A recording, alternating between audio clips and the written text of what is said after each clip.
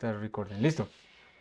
Ya empecé a grabar en los dos sitios, entonces otra vez bienvenidos a la clase del día de hoy. Voy a correr esto aquí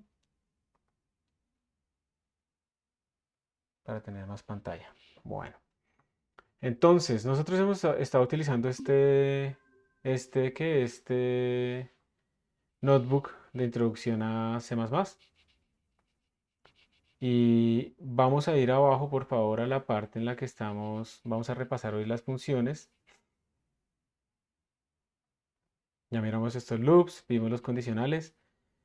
Hay varios loops, está el for, que hemos utilizado bastante, pero pues hay otro que es el while. Ustedes vieron en la introducción de loops que son equivalentes, pero no quiere decir equivalentes en que yo pongo lo mismo acá, sino equivalentes en que yo puedo, utilizando instrucciones afuera y adentro, hacer que se comporten igual. Y pues hoy vamos a hacer un poquito más de énfasis otra vez en la parte más importante que son las funciones. Lo ideal es que hoy vamos a ver principalmente esto de las funciones, cómo utilizarlas, las declaraciones, las implementaciones y esas cosas.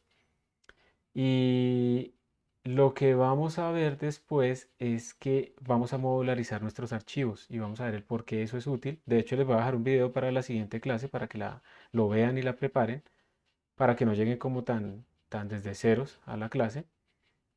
Y con eso vamos a poder entender un poco esto de la modularización, pero lo vamos a hacer con estos ejercicios. Entonces, vamos a hacer un repasito rápido de las funciones, el por qué son útiles y todas estas cosas.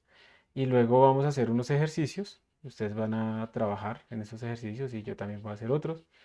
Y con eso pues vamos a terminar. Yo estoy viendo acá que Jupyter Lab, miren que si yo entro a Jupyter Lab, al Binder, y abro la terminal, ay, este sí se murió. Ay, tan raro. Antes no se me ha muerto. Bueno, no, lo que les iba a decir es mentira. Entonces pueden estar ustedes trabajando ¿en el qué? En el Colab. Eso nos da igual. Yo voy a tratar de utilizar mi entorno local simplemente para poder como corregir posibles errores que tenga. Entonces ya levante la mano aquí quien no, aparte de los que están esperando a que les abran, quien no tiene todavía abierto el Colab, al menos, o el archivo en su propia instalación de Anaconda, lo que sea. Listo, José Alejandro. Eh, ¿Tienes algún problema? No, no, señor, sí. O sea, todavía lo estoy abriendo, sí me está demorando. Ah, ok, pero estás abriendo el link de Colab, ¿cierto? Sí, Listo, perfecto. Entonces, por favor, la mayoría métanse con el link de Colab. Entonces, miren, primero que todo, las funciones son claves. ¿Para qué sirven las funciones? Ustedes cuando escriban, cuando tengan que hacer un programa, y en esas frases de pseudocódigo que les he recomendado hacer, coloquen como verbos. Generalmente esos verbos son funciones. Las funciones idealmente solo deben realizar una acción y hacerla bien. Y nos permiten a nosotros modularizar el código y ojalá si nosotros utilizamos parámetros en las funciones, pues podemos hacerlo para diferentes rangos. Yo puedo, por ejemplo, decirles, mire, vamos a calcular la suma de los números primos menores iguales a un número. Entonces ese número debería ser un parámetro y por lo tanto yo ya puedo hacer esa función para calcular la suma de los números primos menores iguales a 10 o menores iguales a 100.000. Es la misma función, simplemente que ese argumento va a aparecer como un parámetro dentro de nuestra definición. Entonces nos permiten reutilizar código.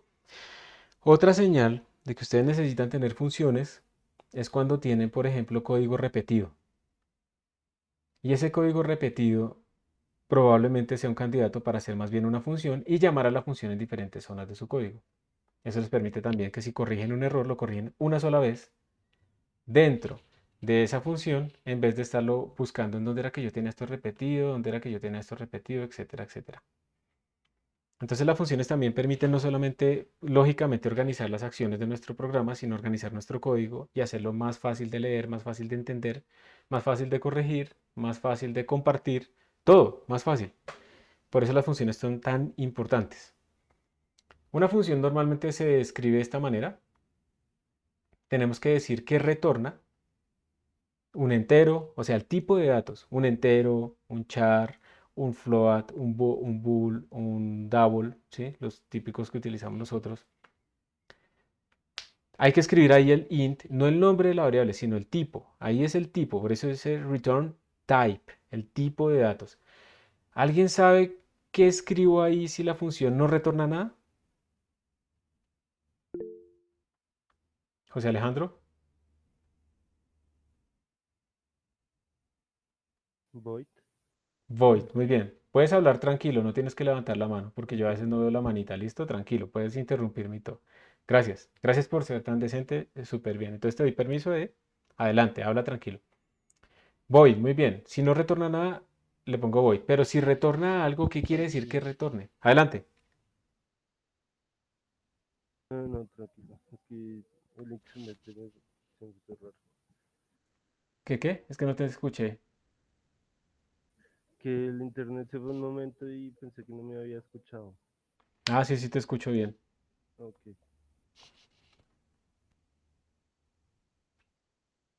Listo.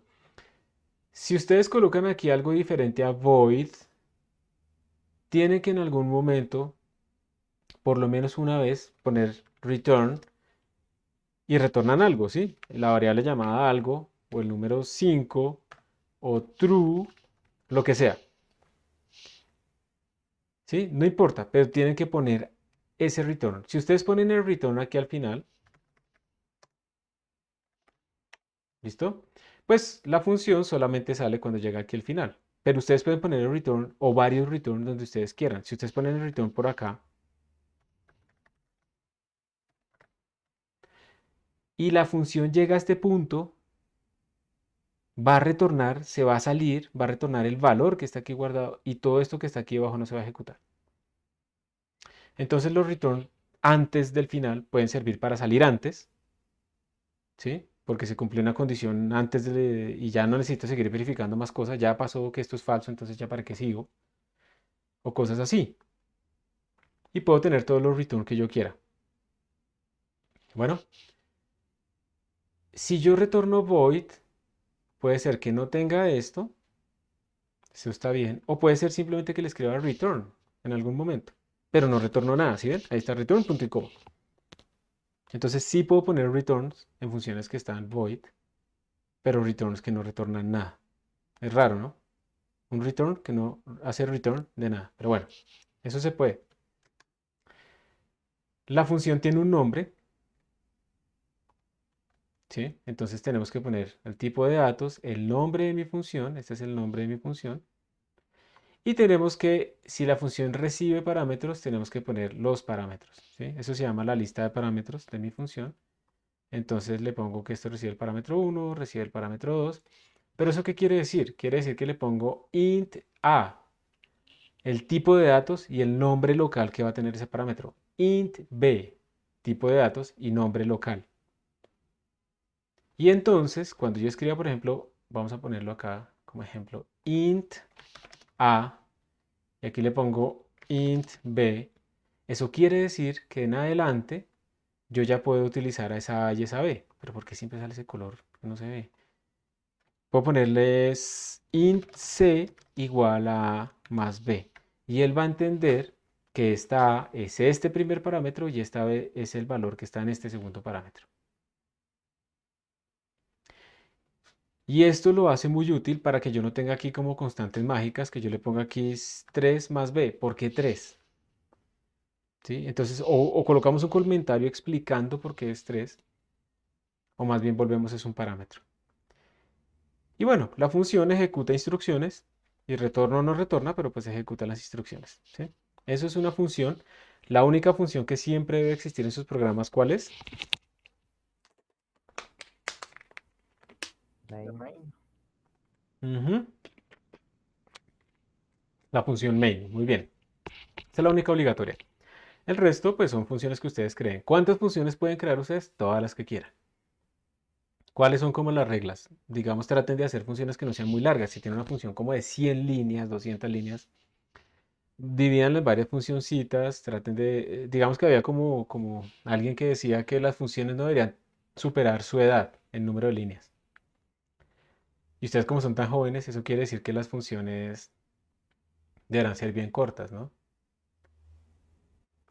Pero en general traten es no tanto de seguir reglas pues que alguien dice mágicamente, sino de que sean claras. Si una función está tan larga, probablemente está haciendo muchas más cosas de las que debería. Entonces de pronto la podemos partir en otras funciones más pequeñas.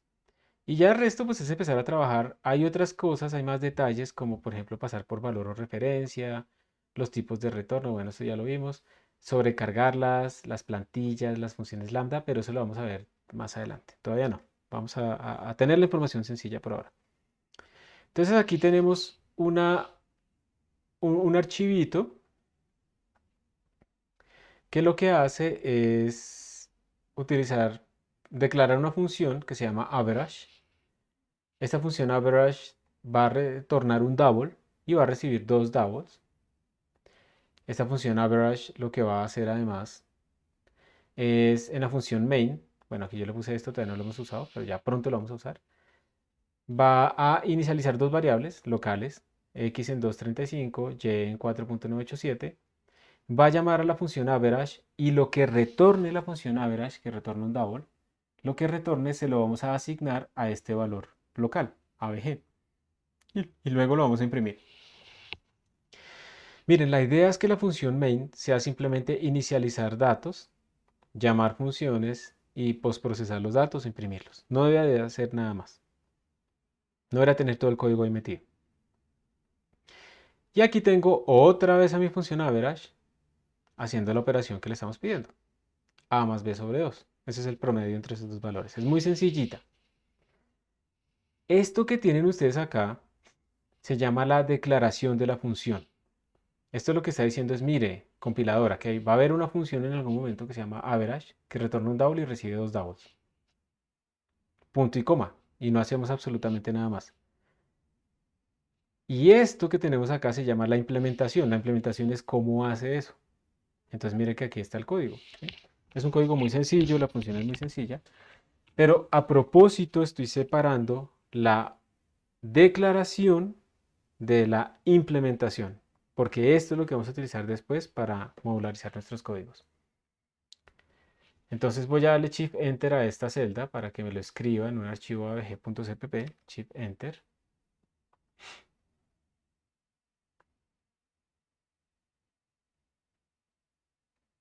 Ya lo ejecutó. Entonces aquí me dice que lo acabo de escribir. Voy a recargar aquí. Ya apareció. De hecho lo puedo abrir también acá. Mírenlo. Se ve más bonito, ¿no? Cuando lo abro aquí. Le di simplemente doble clic. Aquí está la función ya con colorcitos, con syntax highlighting, para que se vea más claro. Vamos a compilarla. ¿Alguien sabe por qué tengo que ponerle ese más 17? ¿Qué significa eso? Menos STS más 17. Es el modelo de C++ que se va a utilizar, ¿no? Muy bien, el estándar. Y lo tenemos que utilizar para que él entienda esta inicialización con corchetes. Y luego lo voy a ejecutar. Miren que ahí me apareció la .out. No le puse nombre al ejecutable. Lo voy a ejecutar. Y me salió que el promedio pues es este. Por favor, ejecútenlo ustedes. ¿Sí? Ejecútenlo ustedes, por favor. Y pues preparémonos todos para empezar a trabajar y que todo esto les funcione. A los que estaban esperando para entrar, ¿ya los dejaron entrar? ¿Ya pudieron entrar? Sí, Ya. señor. Ah, listo, súper. Sí, él es que seguramente estaba ocupado en algo y no puede abrir inmediatamente.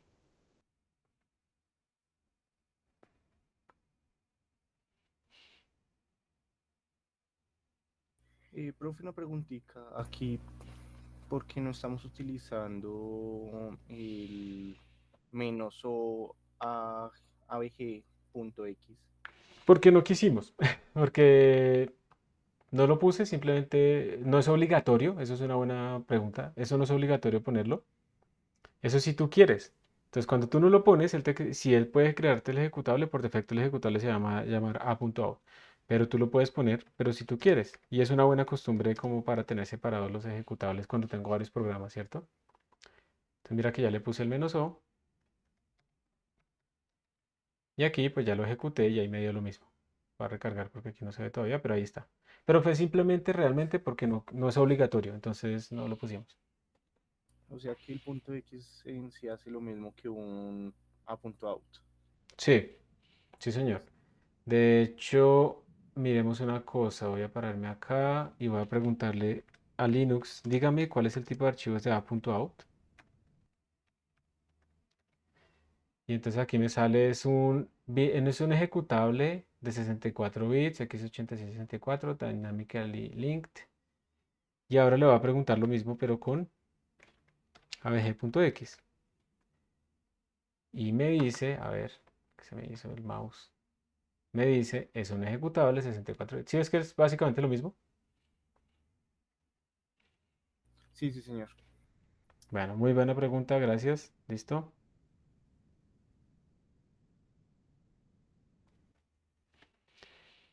Entonces, levante la mano quien todavía tiene algún problemita, necesita tiempo para resolver el problema o para esperar.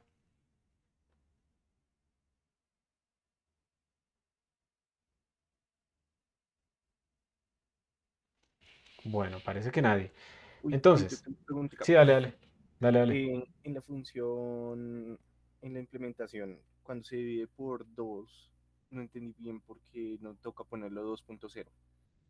Buena pregunta. No hay que ponerle 2.0 obligatoriamente porque A ya es un double y B ya es un double. Simplemente es por eso. Ok, y si digamos lo dividiéramos por otro número C, ahí podría ser un entero o... Sí, en general, pero no hay que confiarse. En general, si alguno de los números es flotante, todo se vuelve flotante.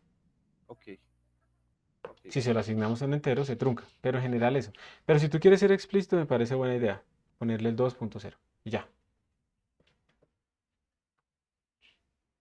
Si vamos al Python Tutor de C++,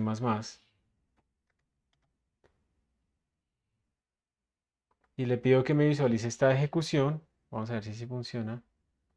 Observen que cuando él va a empezar a ejecutar aquí en la función main, él dice, bueno, yo puedo ver esta variable argc, argv, x, y y abg. Son todas variables aquí locales a la función main, por eso están dentro de la función main.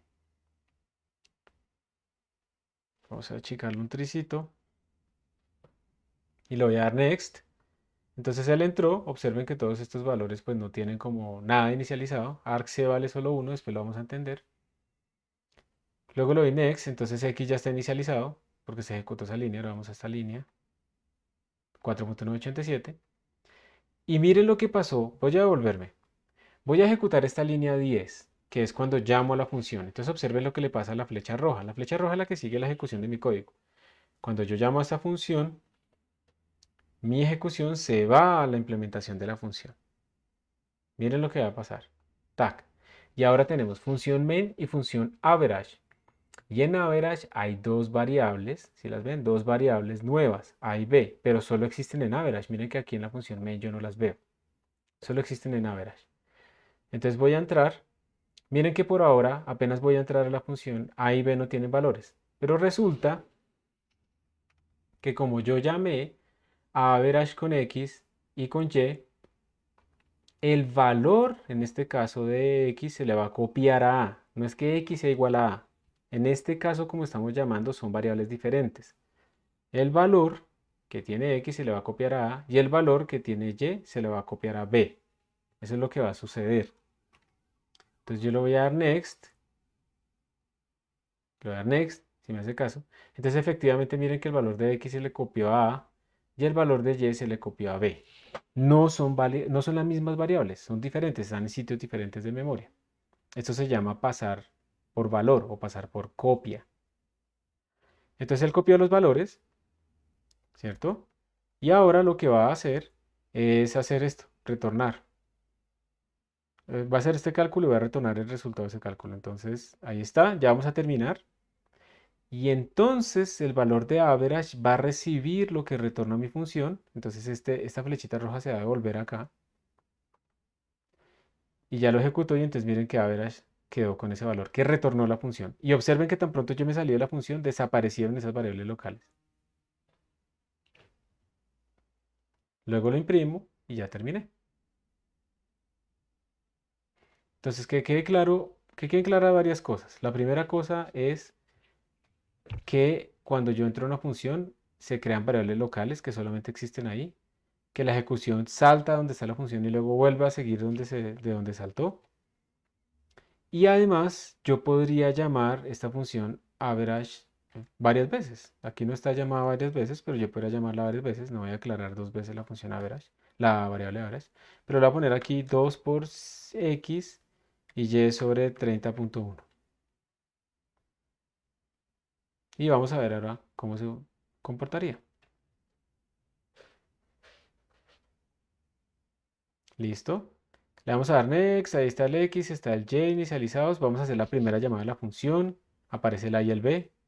Se ejecuta la instrucción, se le asigna a average su valor y lo imprime. Aquí está la impresión. Pero ahora miren que voy a asignarle otro valor a average, que será el resultado de llamar a la función, pero con estas nuevas cosas. Entonces, miren lo interesante. ¿Cuánto va a valer a ahora? ¿Cuánto vale a? ¿Qué dicen ustedes? ¿Vale qué? ¿2.35 o 4.7? 4.7. 4.7 porque yo estoy llamándola con 2 por x. El resultado de este valor se le va a copiar a a. Miren ahí, 4.7. Y el resultado de coger a y y dividirlo entre 30.1, que es 0.16, se le copió a b. Pero a y b no fueron, x y y están sin modificar, ¿sí ven? X y y siguen con el mismo valor. Entonces le doy next, calculo ese promedio y ahora pues imprimo ese nuevo valor de promedio. El promedio entre... ¿Sí? Adelante. Sí, entonces si hacemos operaciones dentro de la implementación, bueno, cuando llamamos a una función, eso también quiere decir que podemos llamar una función adentro de otra función. Perfecto, sí señor. Y Ok, puedes anidar eso tanto como quieras. Incluso puedes hacer una cosa rara. Puedes llamar a la misma función dentro de la función. Se llama recursividad. y ahí el orden lógico, pues no se altera, digamos, ¿qué pasa primero? Es en el orden que tú escribas las llamadas. Si tú tienes tres funciones y dentro de una de ellas llamas a las otras dos, la ejecución pues va primero a la primera llamada y luego a las otras dos llamadas y luego se va volviendo. Pero es como tú las escribas. O como sea el flujo lógico de tu código, porque si tienes un if, puede ser que te vayas por una función o por la otra, pero todo eso se puede hacer y no se afecta porque pues tú lo estás escribiendo porque tú necesitas ese flujo.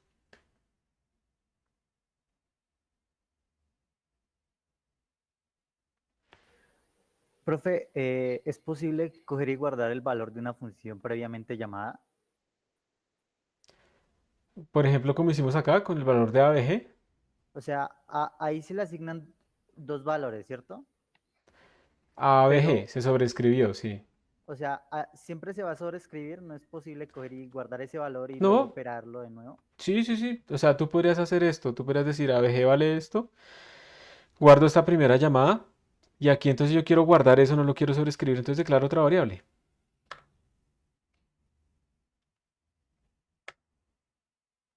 Y tienes los resultados de las dos llamadas.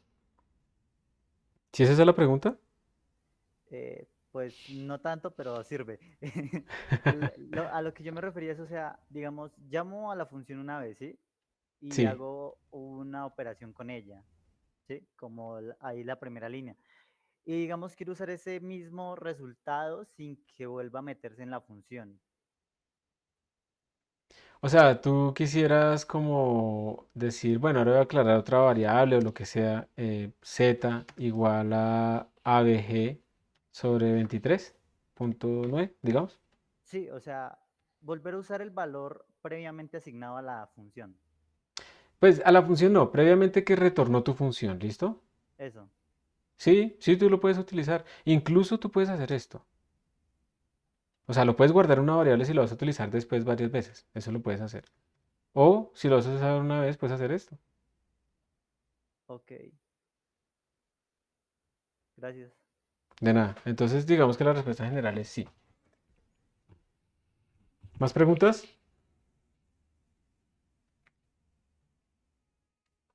¿Será que hay alguna pregunta anónima de pronto? Sí. A ver, en el chat. Profe, tengo Listo. una duda. Dale. Es sobre la parte final de return. ¿Para qué función está retornando? ¿Para la de primera, la de average? Acá, este return. Sí, en la Sí. línea 22. ¿Qué pasa con eso? Ujú. Cuéntame. Es que no entendí para qué sirve el return como tal ahí, para cuál de las funciones. Digamos que cuando tú tienes aquí, miremosla sola, cuando tú tienes una función en donde dices que vas a retornar algo, tienes que retornar algo.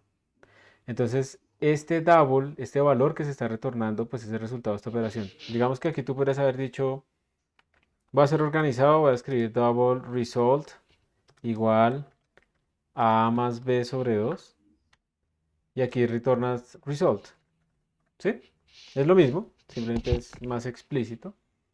Pero este return es obligatorio porque tú estás prometiendo que la función a veras retorna un double.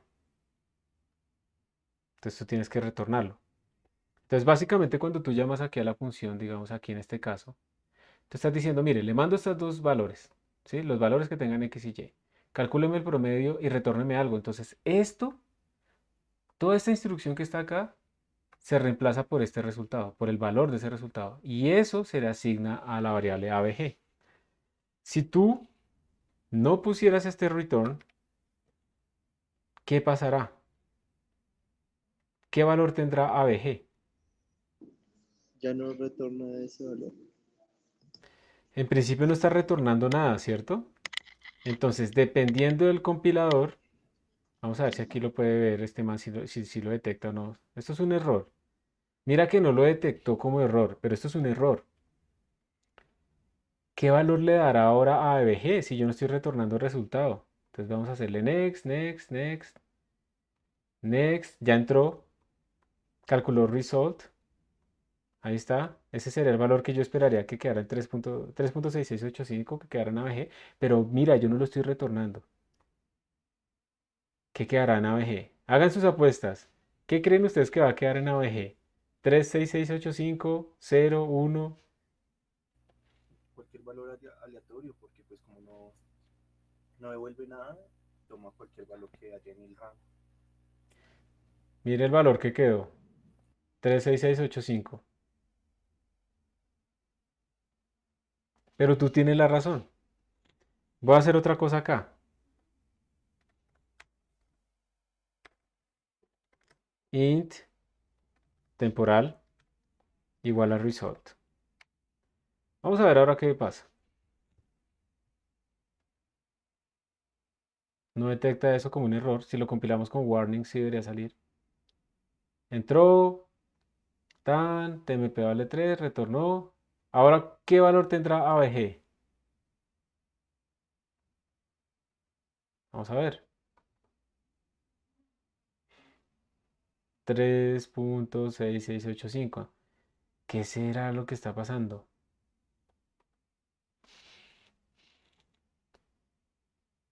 Vamos a quitarle este sobre 2. Vamos a dejarle A más B. Ah, no, ya sé. Ya sé. No pude ponerle la trampa. Acá.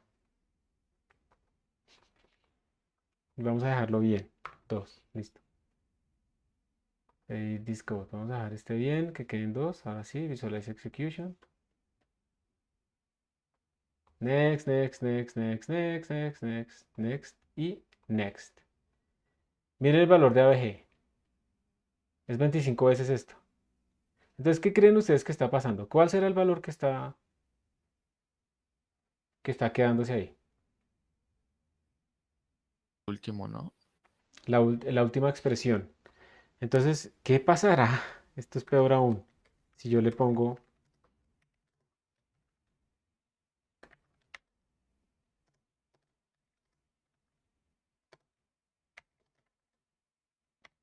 ¿qué pasará si yo le pongo esto?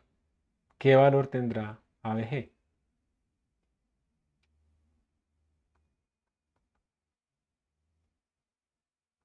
Ahí imprimió. Aquí está arriba, 91. Miren ahora ABG con qué valor queda. Menos 2 por 10 a la menos 272. ¿Qué está pasando? Está retornando efectivamente lo último que quedó en la última línea. Pero por ejemplo, cuando yo imprimo, la impresión no retorna nada. Lo que hace es imprimir a la pantalla, pero no me retorna un valor a mí. Entonces esto me retorna ahí, es el puntero, la dirección de memoria de la función cout. Pero como yo le dije que eso tenía que convertirlo en un double, él interpreta ese entero raro en un double y entonces me da este valor rarísimo. Esto es lo que pasa cuando yo prometo que voy a retornar algo, pero no lo retorno. Y ese es el gran error de este código. En cambio, si yo descomento acá, no importa si result está por aquí arriba y hago otras cosas, finalmente estoy retornando result. Y ahora pues todo debería funcionar apropiadamente. Ahí está ejecutando las instrucciones, imprimió, va a retornar el valor de result y se lo asignó a la VG. ¿Sí queda más claro ahora cuál es el papel de ese return y por qué es importante? Sí, señor, muchas gracias. Un gusto. ¿Por qué tomo tiempo en explicar esto? Aunque a ustedes les parezca corto, esto es mucho tiempo en el sentido en que esto normalmente no se explica, pero es que ese es un error típico que yo he visto en programación cuando están aprendiendo, que no ponen el return y como la función retornó algo, entonces creen que está bien. Esto compiló, pero este código cuando no tenía return tenía problemas. Ahora, si lo compilamos nosotros, no utilizando la versión de G++ 9.3, sino la versión que tenemos en Binder o en Colab o en la sala, nos van a dar warnings que nos van a avisar que ahí hay algo mal. Bueno, pero ahora quiero hacer un cambio inmediatamente. Eh, Espérate un momentico, Diego. Recuerden que aquí estamos diciendo que estamos pasando valores por copia, o sea, estamos copiando en esta A y en esta B los valores de X y Y, copiándolos. Dale, Diego, adelante. No sé cómo entrar, es que vi que apareció una pregunta por incógnito, pero Ah, listo. Te agradezco. Muy amable. Eh, Voy a hacer un paréntesis para responder esta pregunta de acá. ¿Cómo se podrá utilizar una función dentro de sí misma? Ya lo vamos a ver, eso se llama recursión. Y en la recursión, pues uno se llama a sí mismo, pero hay que tener cuidado porque si yo hago recursión infinita, probablemente voy a quedar ahí para siempre. ¿Qué quiere decir eso? A ver, primero que todo, piensen en una función recursiva, una función que se llame a sí misma. ¿Cuál les parece a ustedes de lo que ustedes conocen, que yo sé que son físicos y matemáticos puros y teóricos, relativistas cuánticos y todo eso? Una función que se llame a sí misma. ¿Un ejemplo? ¿Se les ocurre alguna?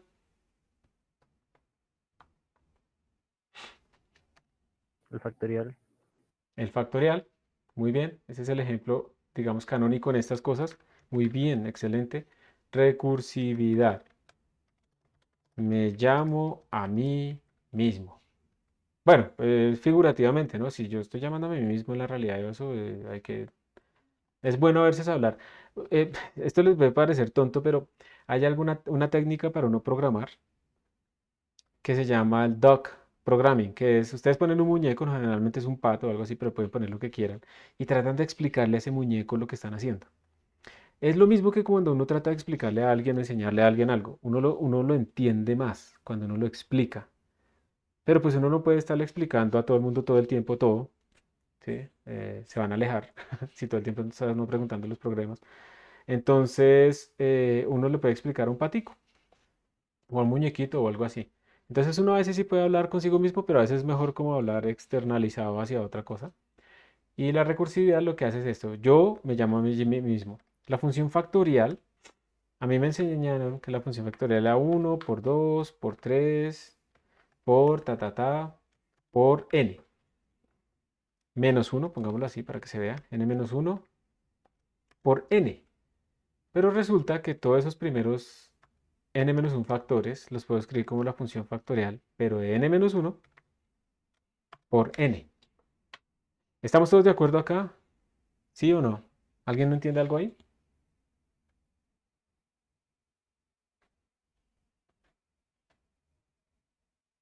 Bueno, entonces supongamos que yo les pedí a ustedes calcular el factorial de un número. Entonces ustedes lo que podrían hacer es una primera implementación, es hacerlo utilizando un for, ¿sí o no? Entonces empiezan como int result igual a 1. Como vamos a multiplicar, no inicializamos en 0, sino en 1.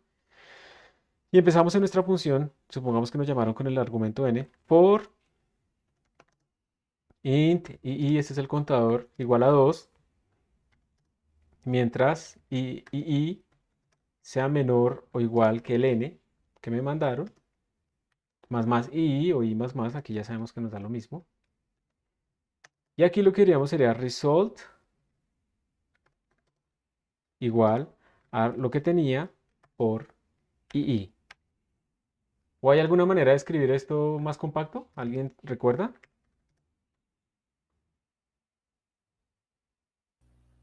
Result más igual a i. Muy bien, pero casi. Por igual, ¿no? Porque estamos multiplicando. Ah, sí, qué pena. Ujú, está bien, Diego. Entonces, cualquiera de las dos es equivalente, ustedes escriben la que quieran, pero aquí lo que estamos haciendo pues es sobreescribir el valor del result con lo que tenía multiplicado por i.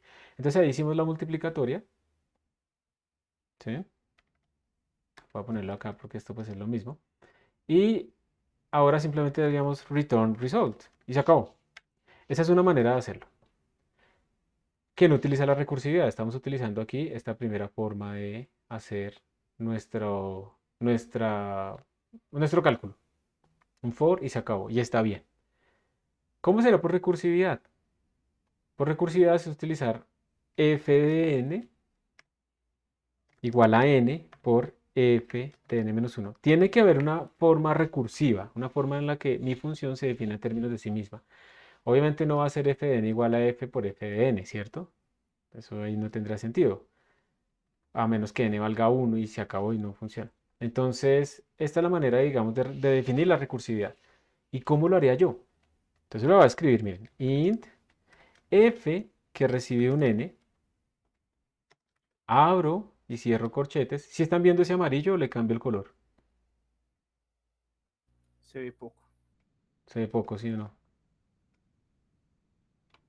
Entonces, espérese, voy a hacer más bien esto.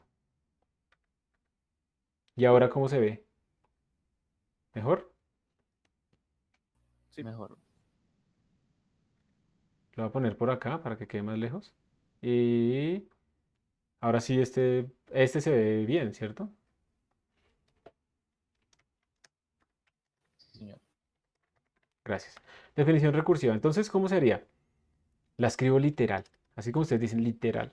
Entonces, n, yo escribiré return n por f de n-1. Y es lo mismo que tenemos a la derecha. Pero ustedes qué dicen, ¿sí? ¿Será? ¿O será que puede haber problemas? ¿Qué pasará, por Toca ejemplo, si yo ponerle escribo? un límite para que no llegue como hasta menos infinito o algo por el estilo. Muy bien. Por ejemplo, si yo hago f de 2, ¿qué va a pasar con f de 2? Esto me lo va a transformar en return de 2 por f de 1. Y esto me lo va a transformar, a su vez, en 2 por 1 por f de 0, ya la embarré.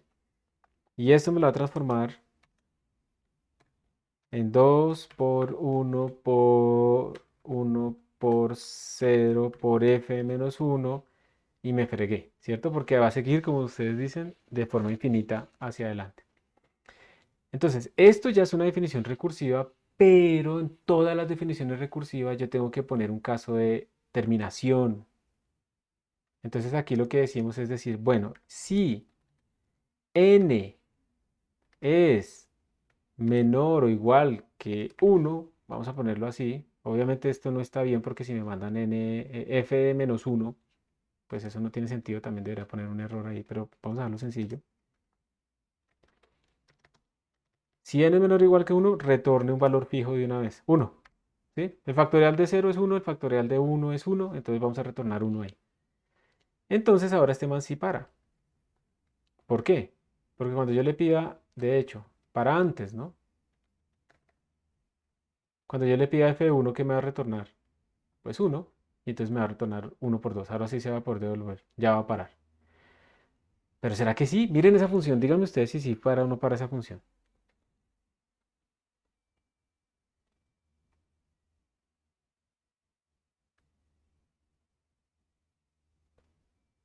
No para la... No me entiendo. ¿Por qué no para? Ya, porque ese profesor pone trampas y seguro nos está preguntando para que caigamos ahí.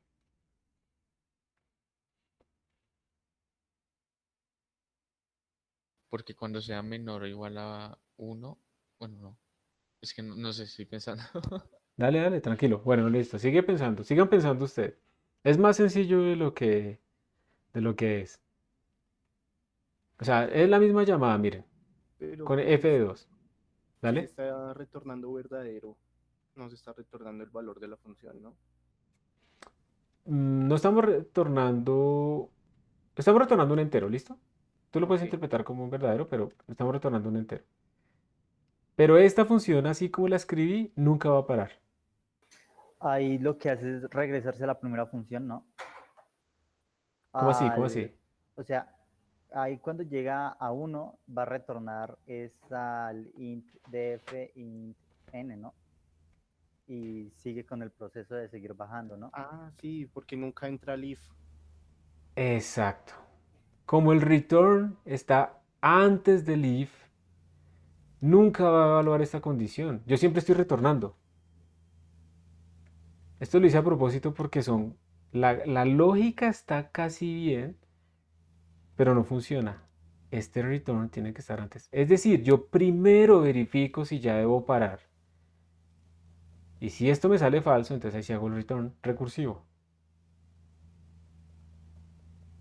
Esta sí para. Primero verifica si hay que parar o no.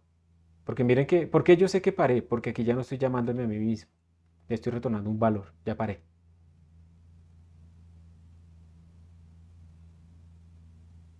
Pero si todavía no tengo que parar, pues continúo llamándome a mí mismo. ¿Está bien? ¿Alguna duda aquí? Antes de que yo cierre esta pantalla y la pierda. Sí, en esta función que se creó, no retornaría 0 cuando n sea 1. Entonces, si n vale 1, tu pregunta es esta. ¿Cuánto me da cuando f es de 1, cierto? Entonces miremos. 1 menor o igual que 1, ¿cuánto me da? True, ¿cierto? Entonces él entra acá. Entonces, ¿cuánto me retorna? 1. Y ya terminó. Y si, digamos, quisiera hacer el factorial hasta el 0 como tal, en ese caso, Esta función como está definida en este caso, para todos, de 1 hacia atrás va a dar 1 el factorial. ¿Sí? Si yo le mando f de 0, él viene acá y primero verifica. 0 es menor o igual que 1, es verdadero. Retorna 1. O sea, el factorial de 0 es 1, listo. Pero ¿qué pasa si yo la llamo con menos 1? ¿Menos 1 es menor o igual que 1? Sí. Entonces retorna 1. Y el factorial de menos 1 no es 1, ¿cierto? Entonces esta función todavía tiene ese problema. Estamos ignorando esa cosa, pero deberíamos verificar también además que no nos mandaron números negativos.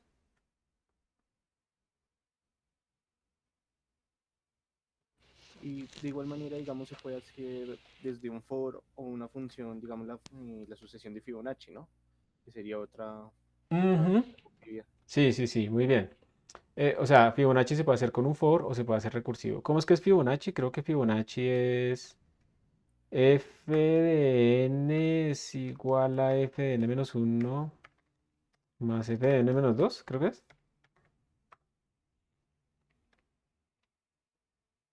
¿Sí o no?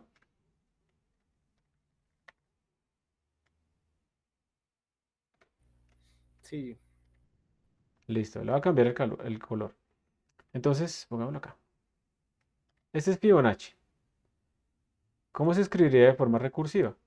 Entonces, int fib recibe de todas maneras un solo n, ¿cierto? Esta es la implementación, no la declaración. Entonces, de nuevo, pongamos la fórmula recursiva. Entonces, esta vaina tendrá que decirme return fib de n-1 más fib de n-2. Y ya, nunca termina. ¿Qué tenemos que hacer?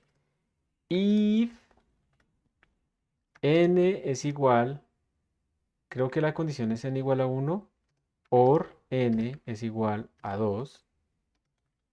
Creo que esas son las dos condiciones, ¿cierto? No me acuerdo, la verdad.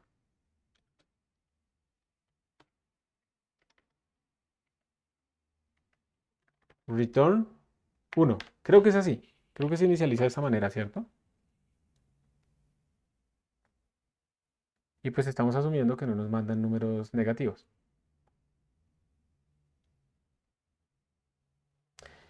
¿Sí? ¿De acuerdo? Esa sería, ¿sí o no? ¿O hay alguna duda ahí?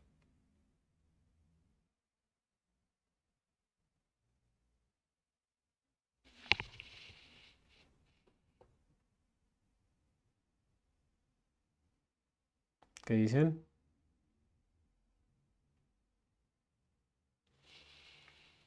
No, sí, sí, tengo una duda. O sea, no entiendo cómo es que va a dar el valor de fif de n-1. O sea, no, o sea, llama la función, pero nunca le asigna un valor. Es que mira, el valor al final es por esta llamada recursiva. Espérate que se me hizo el mouse. Acá. Vamos a resolver esta duda. ¿Cómo se calcularía f de 4 con esta definición? ¿Qué pasa? Cuando yo calculo f de 4, él viene y mira, n es igual a 1 o n es igual a 2, o sea, 4 es igual a 1, 4 es igual a 2, eso no es cierto, ¿cierto? Entonces el que me va a retornar, él me va a decir f de 4 es igual a f de 3 más f de 2. Vamos bien hasta ahí, ¿cierto? Sí, Listo. F de 3. ¿3 es igual a 1 o 3 es igual a 2? No. Entonces él me va a retornar f de 3 es igual a f de 2 más f de 1. Eso es f de 3. Esta primera parte. ¿Sí?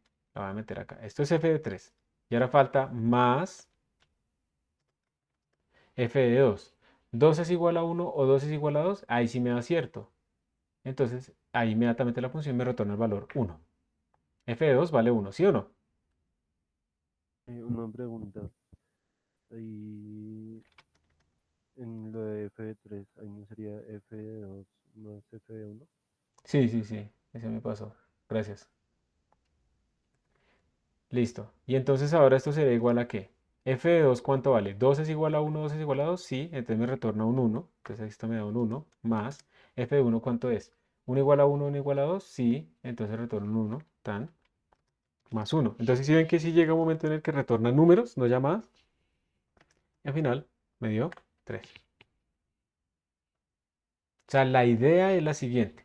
La idea siempre es que este return vaya convergiendo hacia hasta este caso de parar. Y luego le empieza a devolverse con todos esos números y empieza a calcular. ok, y lo que ponemos en el n es el, digamos, la posición de, de la serie, ¿sí? Sí, sí, sí, depende de cómo tú lo hayas definido, depende de cómo hayas escrito la fórmula, pero en general es eso. Ahora, si digamos, hagamos f de 5 para ver si sí nos está dando, ¿está bien? Entonces f de 5 es f de 4 más f de 2, perdón, de 3. Y esto es igual, f de 4 sería, voy a empezar a poner corchetes cuadrados. Sería f de 3 más f de 2 más, y f de 3 sería f de 2 más f de 1. Ya les digo por qué estoy escribiendo todo esto así. Igual.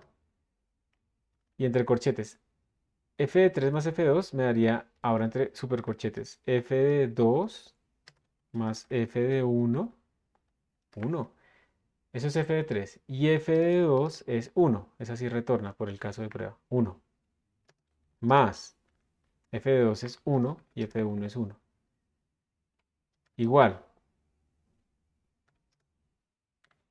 F de 2, bueno, entre corchetes, f de 2 que es 1, más 1, todo esto más 1, más 1 más 1.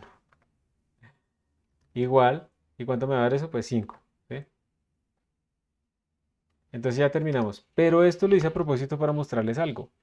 Cuando ustedes utilizan funciones recursivas, observen cómo va creciendo el árbol de llamadas. Si ven que van apareciendo más y más y más llamadas de la función, imagínense si tuviéramos f de 50, ¿cuántas llamadas vamos a tener de la función? Uno de los problemas de las funciones recursivas es que llenan la memoria stack de los computadores cuando son muy grandes las llamadas a función, o sea, muy numerosas más bien. Pero para mí la ventaja de las funciones recursivas es que son prácticamente inmediatas, mucho más fáciles que hacer, y esto va a ser un ejercicio para ustedes, la función de Fibonacci con un for. Mucho más sencillo escribirlo recursivo. Entonces uno gana y uno pierde como todo, siempre hay un balance. Antes de cerrar esto, preguntas.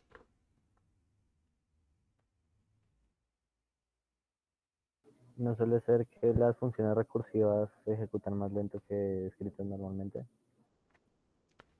Mm, no sabría decirlo, asegurarlo. O sea, en el caso completamente general no es necesario, pero Pero en casos particulares para llamadas muy numerosas, como está llamando, llamando, llamando, llamando y guardando muchas temporales, probablemente sí. Pero tiene que ser muy grande la cantidad de llamadas recursivas. Profe, una pregunta.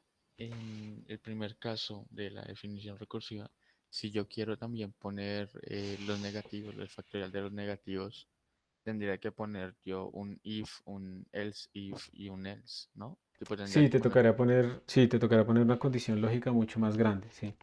Ok, gracias.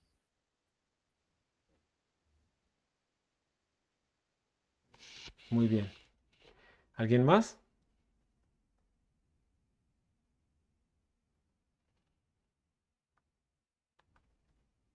Listo. Gracias por todas sus preguntas. Y ya vimos recursividad, pues yo aproveché para mostrarles recursividad, súper útil. Voy a hacer ahora un cambio. Hasta ahora estamos llamando a la función average. Bueno, vamos a quitar todo este montón de cosas que no necesitamos, que eran de los ejemplos.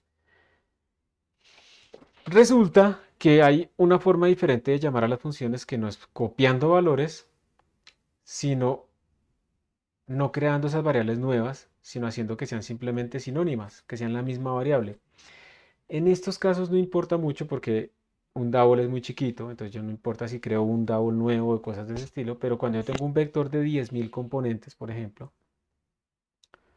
yo no quiero que cuando llame a la función average, esa función cree otro nuevo vector de 10.000 componentes, le copie esos 10.000 valores, haga los cálculos, descarte ese vector local y retorne. Yo no quiero eso. Eso es muy lento. Yo preferiría que simplemente coja el vector original y lo opere.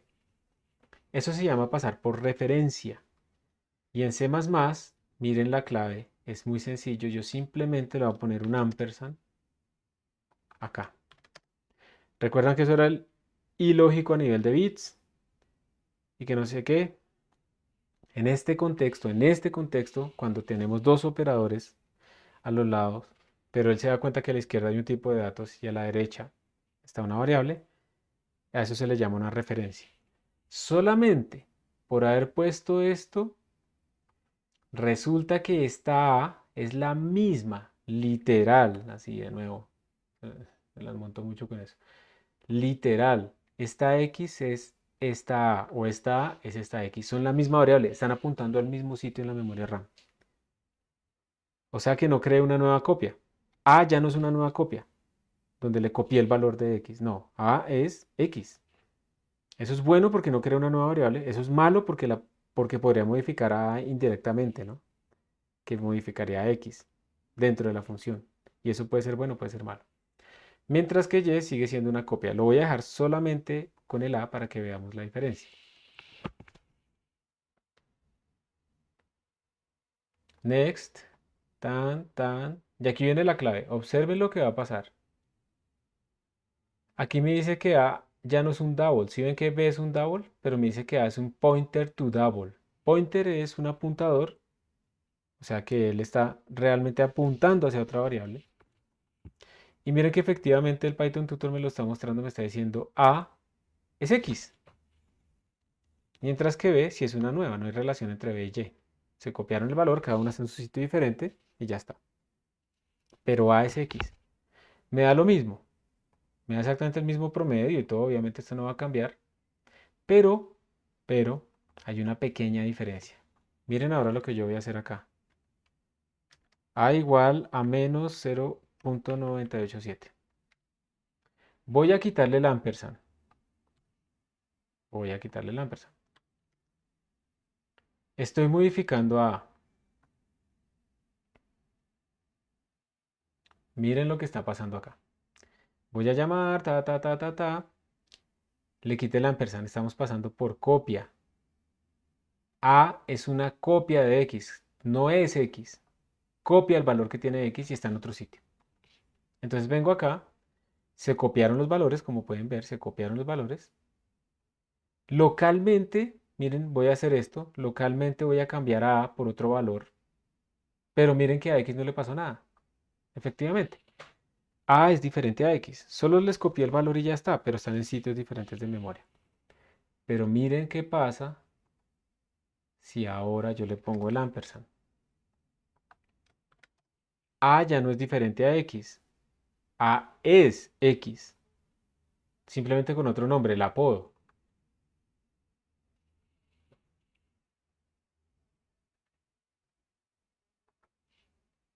Entonces, tan.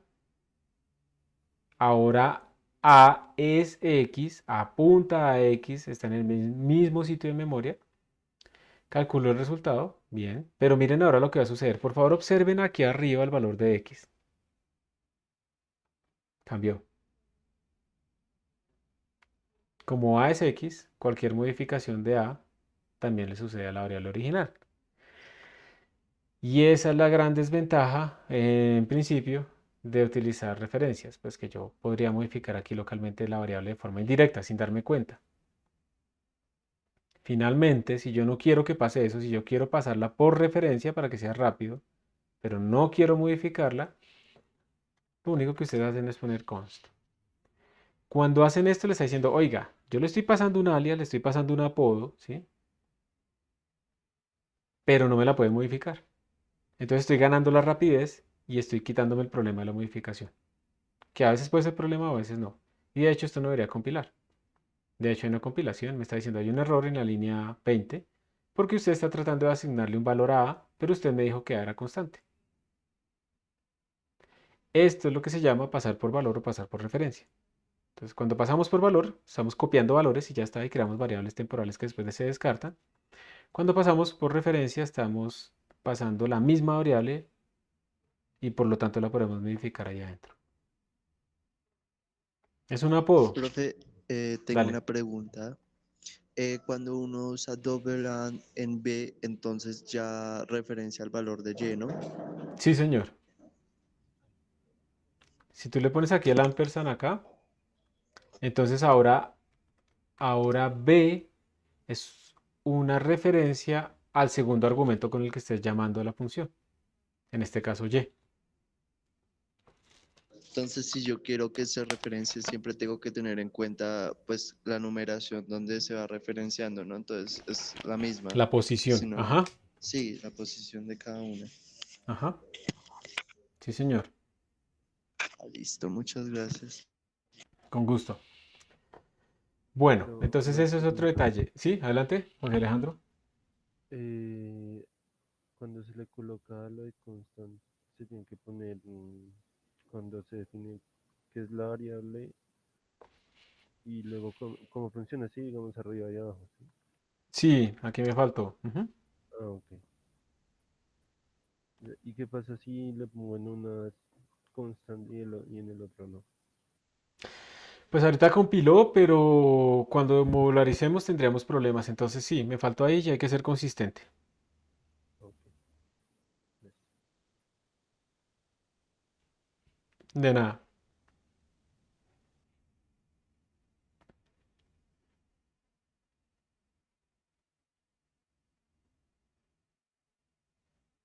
¿Listos?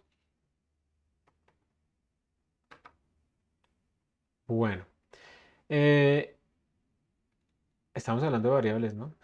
Y nos quedamos por allá.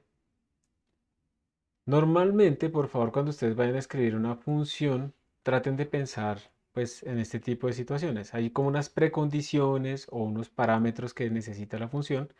Entonces pensamos en eso. Digamos que yo necesito, por ejemplo, me van a mandar el parámetro x y estoy calculando la raíz cuadrada, entonces x debería ser mayor o igual que cero. Eso es una precondición que debe tener mi parámetro. ¿Listo? Y eso es importante, digamos, en estos casos. Ustedes ya lo vieron, en la recursión, por ejemplo, tenemos que tener valores positivos o cosas así. Entonces es importante ver eso porque eso me indica cuál es el dominio en el que puedo operar mi función. Hay otra cosa que son como los efectos colaterales. Y es, por ejemplo, mi función hace cosas, pero además va a imprimir un archivo o va a abrir un archivo o va a mandar un mensaje o lo que sea. Entonces, digamos que eso es diferente al valor de retorno. ¿Sí? Afecta a otras cosas. Entonces, uno puede pensar en esos efectos colaterales. ¿Qué pasa, por ejemplo, después de llamar a la función? Pues va a retornar algo, ¿cierto? ¿Sí? va a retornar algo y ese return de pronto también tiene condiciones. Entonces uno, por ejemplo, puede verificar cuáles pueden ser esas condiciones y, y si yo estoy, por ejemplo, elevando al cuadrado, pues yo sé que, como está así literalmente este ejemplo, entonces yo sé que esos números van a ser mayores o iguales a cero. Y esa es una postcondición que se va a cumplir siempre. Si estoy sacando el seno de un número, siempre va a estar entre -1 y 1. Entonces, eso está haciendo que yo le mando algo en un rango, por ejemplo, de 0 a infinito, y me está retornando algo entre -1 y 1. Eso es una postcondición de la transformación que yo tuve. Pensar explícitamente en eso me permite a mí tener más claro qué es lo que va a hacer mi función y si está bien implementado o no. Y finalmente, pues el valor que retorno, ¿sí? El tipo de datos y si es consistente con esas condiciones. Además, hay algo que le llaman invariantes. Esto no se pone muy bien, no siempre de forma explícita, pero esos son invariantes que quieren decir, por ejemplo, que está garantizado. Entonces, por ejemplo, cuando nosotros utilizamos el const, estamos garantizando que no vamos a modificar esas variables. Si ustedes dicen, no, es que yo quiero que no se modifiquen, ¿cómo garantizan ese invariante? Lo garantizan colocándole explícitamente el const, no pensando, no, yo programo bien y yo no me voy a equivocar. No, ustedes lo garantizan explícitamente colocando el const. Cosas de ese estilo.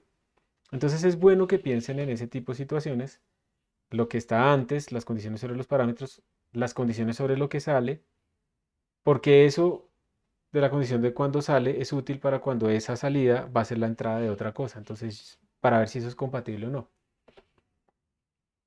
Y pues al final pensar, hay una cosa, digamos, relacionada con el principio del mínimo privilegio de programación y es, si yo no necesito cambiar los valores de algo, pongámosle const. Quitémosle permisos a todo y eso le facilita no más la vida. Entonces, ¿les parece si hacemos una pausita de un par de minutos y continuamos ya a los ejercicios? ¿Vale, profe? Listo, entonces 3 minuticos para que pausemos y ya nos vemos.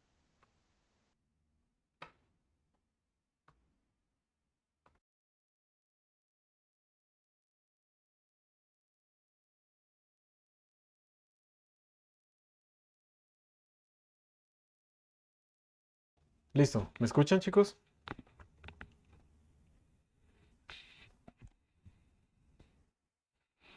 ¿Sí o no?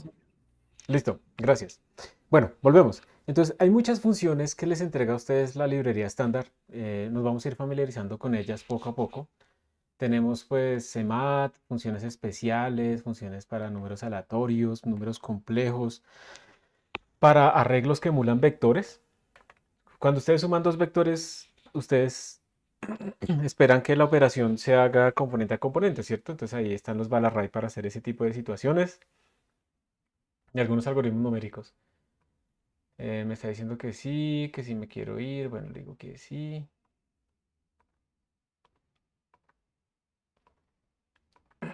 Entonces, por ejemplo, la librería estándar CMAT, cuando ustedes la incluyen, les permite tener un montón de funciones matemáticas, inclusive logaritmos, senos exponenciales, potencias, sí, todo eso. Ya toca que ustedes empiecen como a familiarizarse mirando los manuales. Pero además hay unas funciones matemáticas especiales, como estos polinomios que ustedes van a trabajar mucho cuando estén pues, más avanzados en sus carreras, que surgen en electrodinámica, en mecánica analítica, en todos esos sitios. Estas son las funciones especiales que tenemos ahí.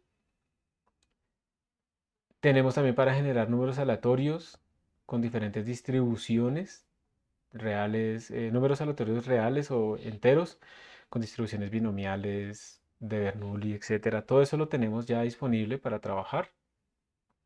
Tenemos también para números complejos, entonces con los números complejos pueden tener las partes reales e imaginarias y también hay funciones matemáticas asociadas a los números complejos, pues porque la exponencial de un número complejo no es la misma que la exponencial de un número real. Entonces no podemos utilizar la decimal. Pero cuando incluimos complex, pues tenemos esta exponencial, logaritmos, potencias, seno, cosenos de números complejos. Entonces todo eso lo tenemos disponible también. Y el Balarray, que simplemente es una estructura que nos permite trabajar como si tuviéramos vectores, utilizando esa sintaxis o esa convención de que todas las operaciones ocurren a nivel de componentes. Entonces, por ejemplo, si yo saco el valor absoluto a un balarray, le saca el valor absoluto a cada una de las componentes. Si le saco la exponencial, exponencial de cada componente. Y eso es supremamente útil. Lo vamos a utilizar para hacer pues cálculos numéricos muy rápidos y podemos utilizar máscara y otras cosas que vamos a ver un poquito más adelante. Entonces, Profe, hay muchas. Dale. el- la función absoluto de valor absoluto es de CMAT, ¿cierto? Sí, tienes como dos, aquí la estoy abriendo. Está el apps y está el fapps. Si utilizas el estándar C++11 en adelante, fapps es para los flotantes y apps también, pero normalmente es que dependiendo del estándar, apps era solamente para enteros y fapps para flotantes. Entonces, si tú quieres sacarle valor absoluto a un flotante, utiliza fapps para estar seguro, Mm, para ya, que no lo vaya a truncar. es que cuando, sí, eso le iba a comentar, es que cuando estaba haciendo el código usaba la función apps y me lo truncaba a cero. Exacto, porque Entonces, apps te saca es el valor absoluto de un entero, te retorna un entero, entonces te lo trunca. mm, ya. Y eso en parte, gracias por la pregunta, eso en parte me lleva aquí a esta pregunta que tenían acá de la clase. Entonces, miren, por ejemplo, este término que tienen acá. A ver, voy a tomarle una foto para poderlo agrandar.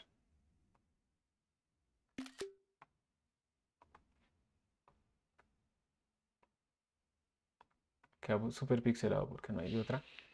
Entonces, miren, aquí estamos calculando el término, pero miren lo que está sucediendo acá. Por ejemplo, este POU de 16 a la I.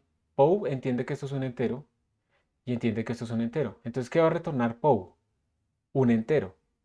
Y uno sobre un entero mayor que uno, ¿cuánto va a dar esta vaina? El entero anterior. 0. Un cero. Te va a truncar. Mira, por ejemplo, cuando i vale 1. Cuando i vale 1, ¿dónde está el text? Cuando i vale 1, tú tienes, otra vez, 1 sobre 16. Ambos son enteros. Entonces esta vaina da 0 punto no sé cuánto, pero como son enteros, se trunca y nos da 0. O sea, ¿Listo? ahí para que no se trunque, tocaría poner uno de los términos de esa división como un double o un float. 1.0, ajá. Y además, std_pow, porque cuando ustedes no le ponen el std, están utilizando una, ¿cómo se llama? Una función POW que trae el compilador, pero no es tan precisa como la del estándar de C++. Entonces, std_pow. Y yo lo que haría será 16.0 a la i. Me aseguro completamente de que todos sean DAOs. Y ahora sí les da. Entonces, esta sumatoria puede estar bien escrita, pero todo da cero. ¿Por qué? Porque no se tuvo en cuenta el truncamiento. ¿Qué pasa, por ejemplo, con este otro término que tenemos acá? Aquí. I vale 1. Empieza en 1, mejor dicho. Entonces, para el primer valor tendríamos 8 por 1, 8, más 1, 9. 4 sobre 9, ¿cuánto da? Enteros. 4 enteros sobre 9 enteros. Da 0. ¿Sí o no?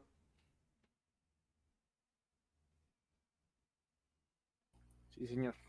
Esto da 0, esto da 0. Entonces el número pi les dio 0. Entonces está cerca la lógica, pero está incompleto. Y esta es la razón. Entonces tengan cuidado con ese truncamiento los va a perseguir. En Python esto lo resolvieron en las nuevas versiones del lenguaje, versión 3.3 del lenguaje, por ejemplo. Entonces ya cuando se escribe 1 sobre 2, esto lo convierto automáticamente en 0.5 y si yo quiero la división entera, utilizo dos veces el slash y esto sí me da 0. Pero como les decía la clase pasada, en Python esto de las transformaciones automáticas ya no es tan útil, sobre todo en computación científica. Entonces depende. ¿Y por qué mantienen esta vaina? ¿Por qué mantienen esto? Porque es importante. Y ya más adelante cuando hagamos arreglos vamos a ver en qué se utiliza. En una de las tantas cosas. Entonces, esta puede ser una de las razones. Pueden haber muchas más, pero esta es una de las razones por la que este término no está dando bien. Probablemente a algunos de ustedes les pasó. Probablemente algunos lo corrigieron y otros no. ¿Cierto? A Juan Nicolás le pasó. ¿A alguien más le pasó eso? Del truncamiento por ahí.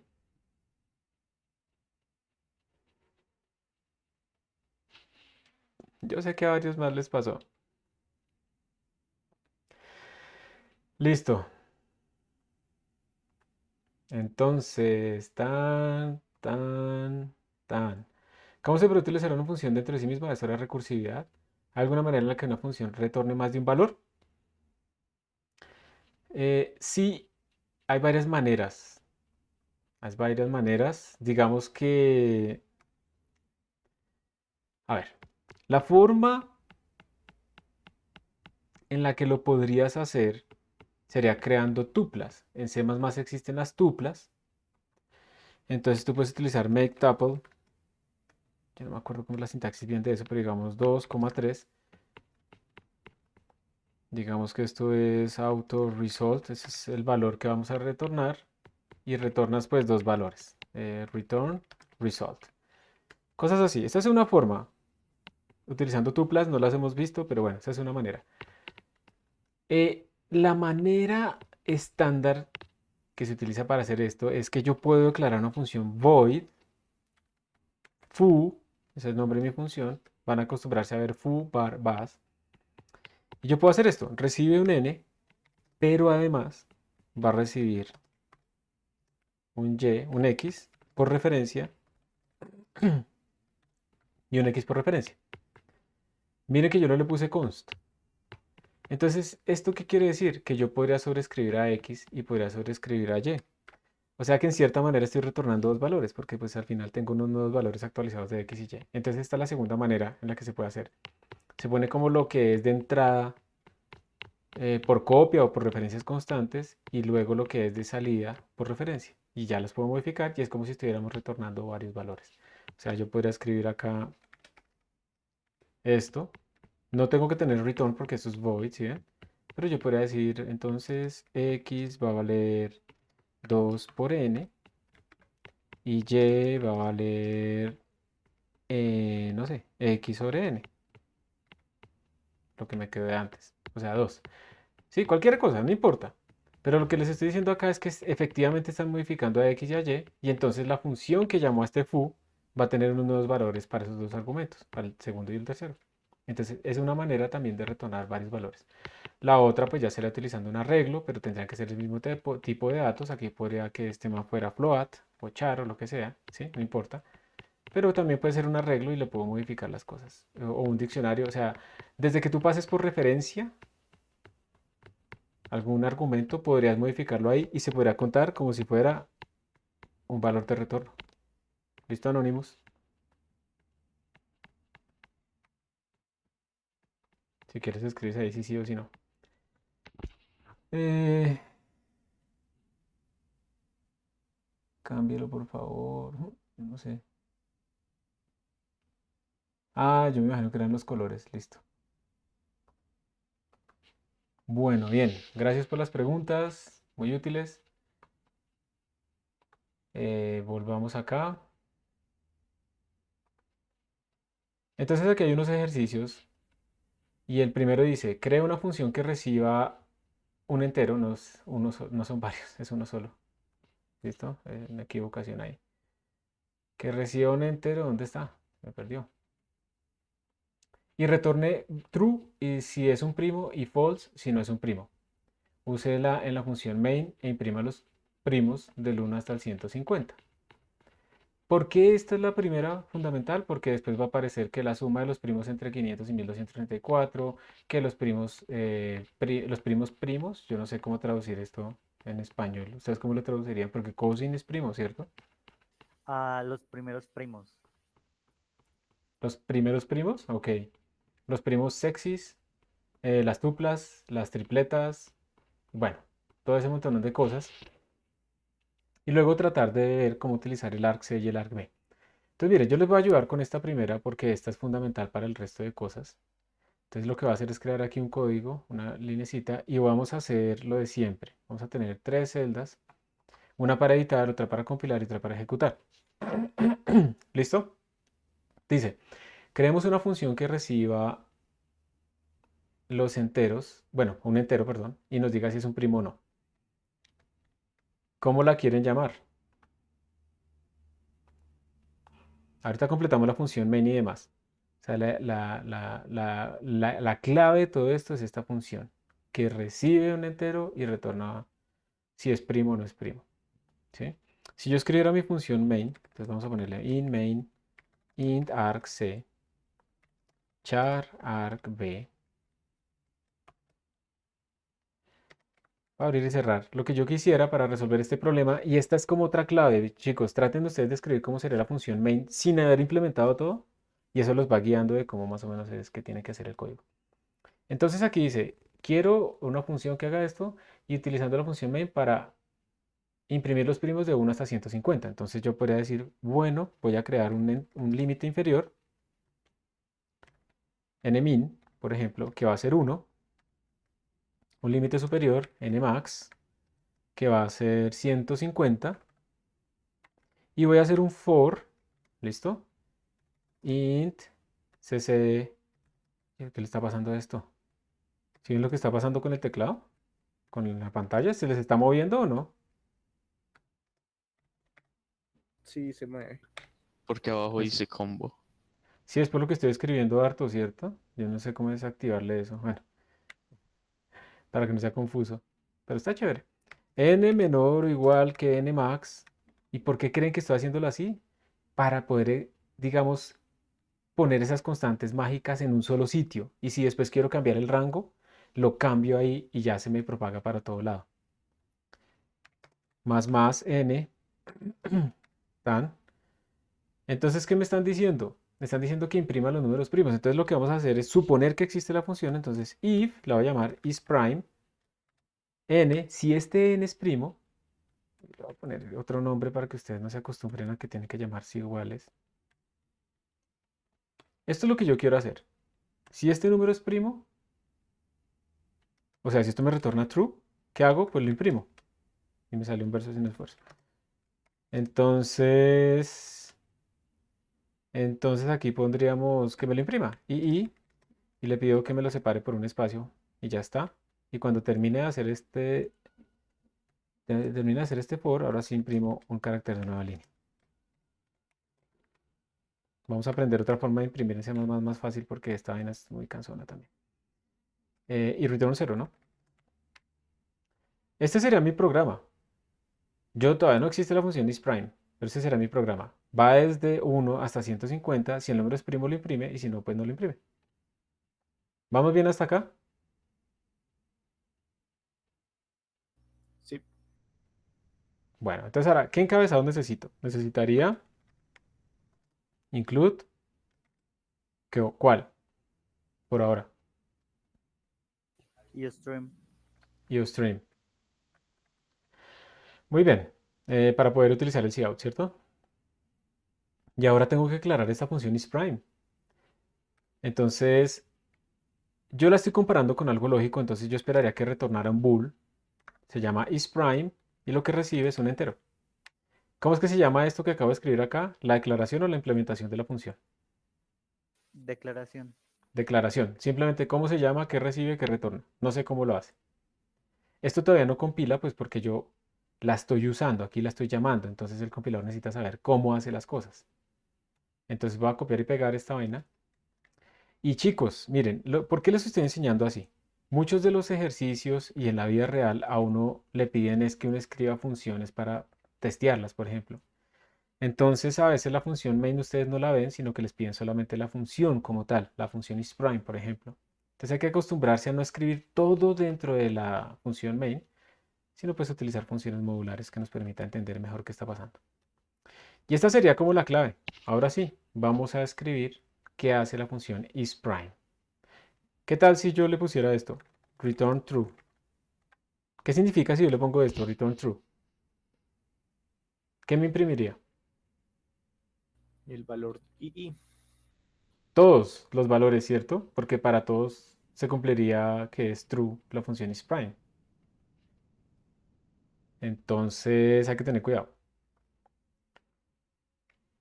Bueno, ¿ustedes cómo harían para saber si un número n es primo o no es primo? Yo voy a poner aquí bool flag igual a false.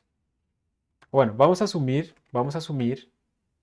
en el principio vamos a asumir ese n, voy a asumir que es entero, primo, perdón. Y al final voy a retornar flag. Lo que voy a hacer aquí es buscar si no es primo. ¿Qué significa que un número no sea primo? ¿Qué es lo que pasa con los primos? ¿Qué es un número primo? A ver. Un número que solo es divisible entre uno y sí mismo. Perfecto. ¿Y por qué son importantes los números primos? Porque todo número no primo se puede construir aparte de números primos. O sea que los números primos son como la base de los números, ¿cierto? Sí.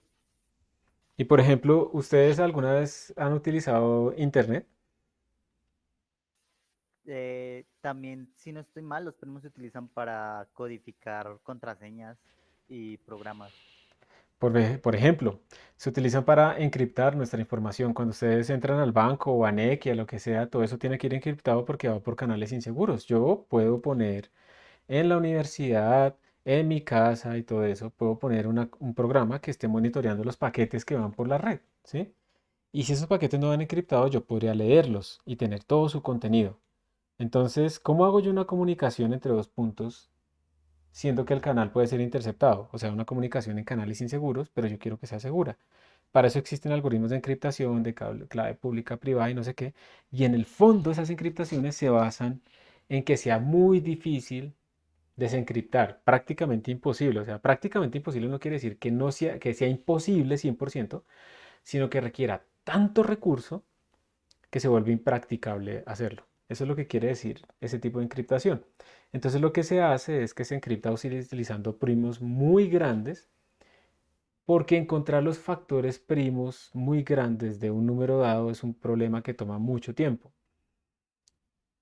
Y entonces esos tokens van cambiando cada vez que yo me conecto a un sitio HTTPS y cosas así, de tal manera que es imposible poderlo atacar de forma práctica. Obviamente si uno es un, no sé, una persona de interés de un estado-nación, pues ya es poco probable que lo pueda resistir, pero en general eso está muy bien cuidado y es muy importante y permite tener encriptación de información, transmitir información de forma segura sobre canales inseguros.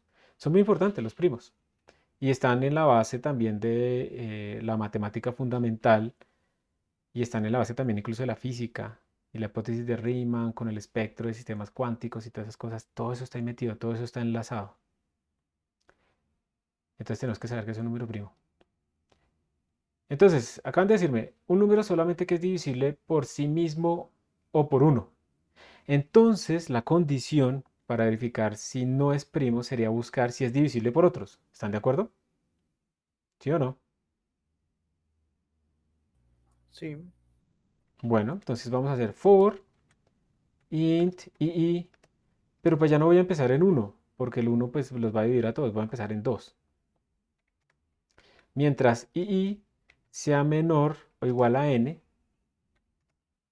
pero no, yo no quiero dividirlo por sí mismo, entonces le pongo así, ii más más, ¿ok? Y entonces voy a recorrer todos los posibles números desde 2 hasta el número n, ¿está bien? Y si encuentro al menos un divisor, si, ¿cómo se escribe que encuentro un divisor? ¿Cómo se escribe eso? ¿Qué escribo acá? Encontré un divisor, ¿cómo lo pongo acá? el módulo, ¿no? ¿Y cómo? Sería n módulo ii igual a qué? Ah, igual cero. Igual a cero. Esto quiere decir que ii es divisor de n. Entonces, si encontré un divisor, ¿qué hago? ¿Qué escribo?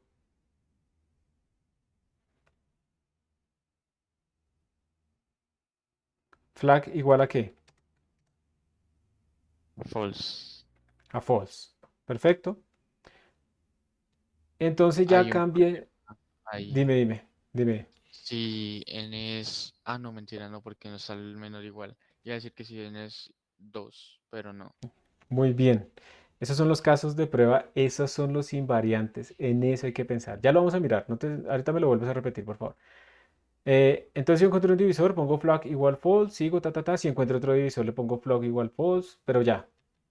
Y Profe, retorno a la bandera. Dime, pero ahí no habría un problema ¿cuál?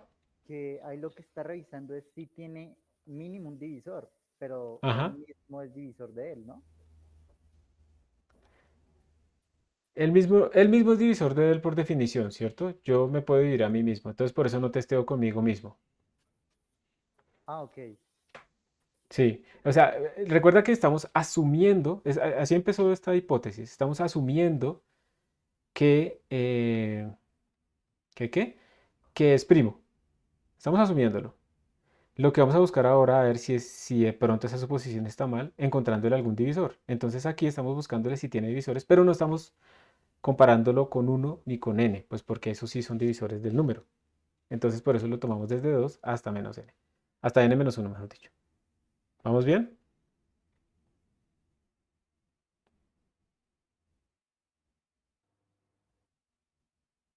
Sí.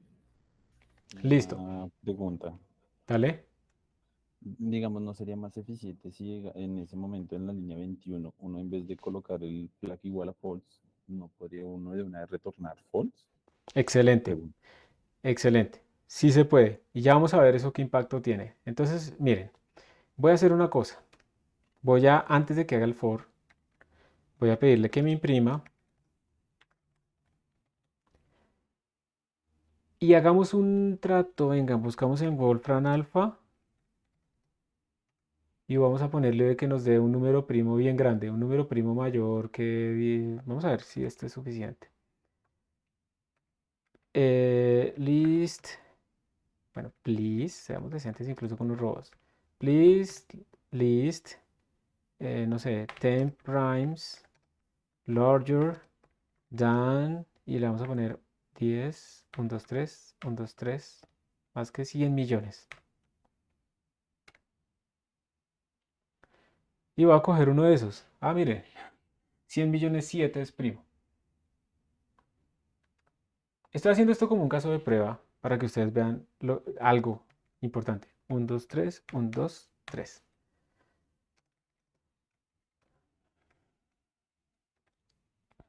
Vamos a ver si esto se demora o no se demora. Vamos a ponerlo acá. Vamos a hacer 2. Y vamos a ponerle aquí uno más pequeñito. Entonces, pongámosle más que 1000.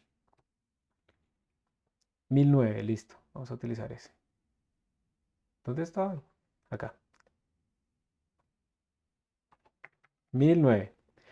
Antes de hacer la solución de mi código y todo ese rollo, ¿sí? Estoy tratando de ver si la función isPrime funciona. Estamos testeando la función. Testing. Uy, Eso es lo profe, que qué vamos. pena, no entendí qué hizo ahí. Porque ¿En puso dónde? ese slash asterisco. ¿Quién me ayuda? ¿Qué es eso? Es comentar varias líneas. Ah, ok. ¿Listo? Lo que pasa es que como este no es un editor realmente nativo de C++, no se ve, pero esto es sí, comentar varias líneas, entonces para no estar slash, slash, slash, slash, slash, slash. ¿Ok? Sí, señor. Si lo abro acá, mira, si lo abro acá con un editor directamente, mira que él me sale que todo esto se volvió verde, todo se comentó. Entonces, antes de ponerme a hacer la solución y que no sé qué, quiero verificar si él me dice que esto es un primo. Es más, yo podría decirle como 1008 y 1009. Entonces yo esperaría que este me dijera que no es primo, que este sí es primo y que este sí es primo, ¿cierto? Bueno, vamos a compilar. más, tengo que ponerle esto. eh, menos std igual a c++ 17 prime.cpp menos o si quieren prime.x y compilamos. Compiló. ¿Eso quiere decir que el código está bien o que no está bien? Que la escritura tiene lógica, lo único que tiene que decir. Exacto, pero no quiere decir que esté el modelo bien. Y ahora lo vamos a ejecutar. Entonces, punto slash prime.x. Tarán. Espérense, que este más se me bajó. Me salió 0, 1 y 1. Ah, no se demoró tanto. Entonces, espérense que le voy a poner aquí. Más que 1000 millones. Quiero que se demore harto. Ay, tan raro, ¿no? 1.000.000.007. Pongámosle más que, ¿cuánto es lo máximo que podemos en los enteros? Como 2.000, ¿no? 2.000.000.000. 2.000.000.011. Sí, yo quiero que se demore. Ya les voy a mostrar por qué. Esto es, a ver, Profe, una pregunta. sí, Es que, pues, yo sé que si ya, por ejemplo, el 50, un número mayor a la mitad de ese número nunca va a ser divisor del 50. Digamos, el 26 ya nunca no puede ser divisor de 50 y así hasta el 49. muy Entonces, bien. no se puede poner esa afirmación dentro de ese código. No se Sí, puede poner que... ajá, sí se puede. Hacia allá vamos, hacia allá vamos. Me estoy demorando en ese ejercicio para construir esas optimizaciones. Y entonces tienes toda la razón y hacia allá vamos. No la olvides porque ahorita la necesito. Miren, chicos, se me demoró 4 segundos calculando si es primo o no. Entonces me dio 0, 1 y 1 y eso es lo que esperamos. 0, yo le puse que tabs. 0, 1 y 1. N, N y N. Entonces, sí, está bien. Este no es primo, este sí es primo y este sí es primo. Y se demoró 4 segundos. Pero entonces ahora yo les voy a poner a ustedes valores incluso más grandes que este para probar. Entonces les toca utilizar long int, ¿sí? ¿Quieren que lo probemos con un número más grande para ver cuánto se demora? Voy a ponerle long int para más placer. Long int.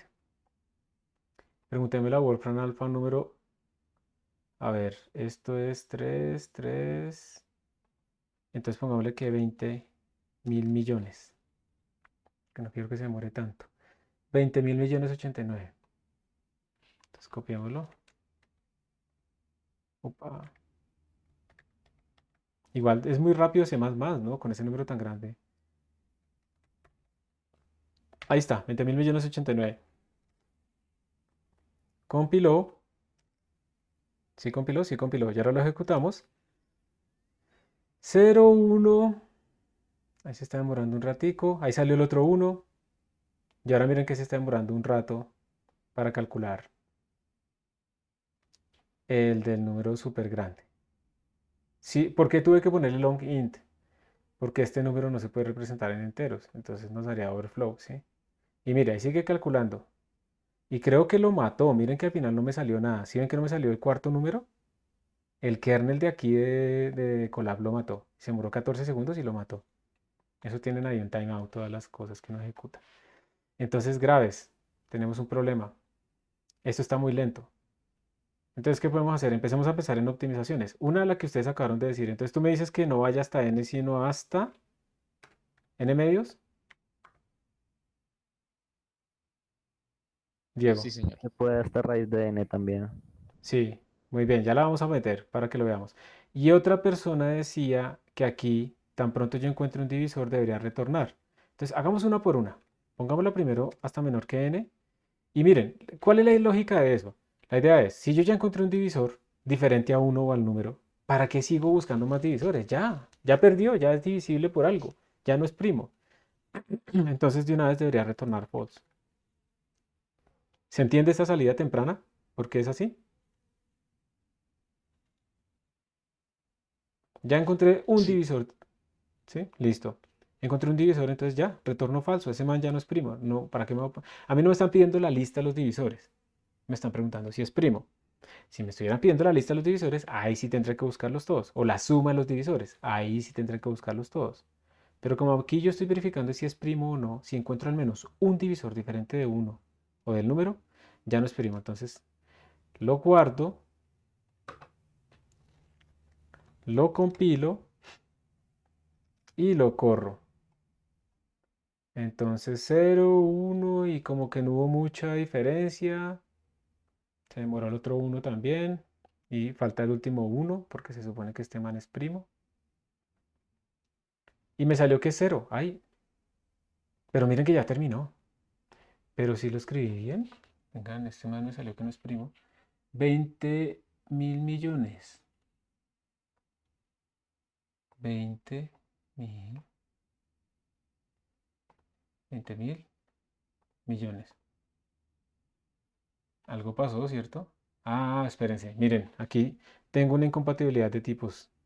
Aquí tengo long int, pero aquí tengo int. Entonces ahí hubo un overflow en el for. Todo tiene que coincidir, ¿cierto? Porque este de todas maneras va a ser grande. Guardo. Tan. Tan. Ahí está corriendo. 0, 1.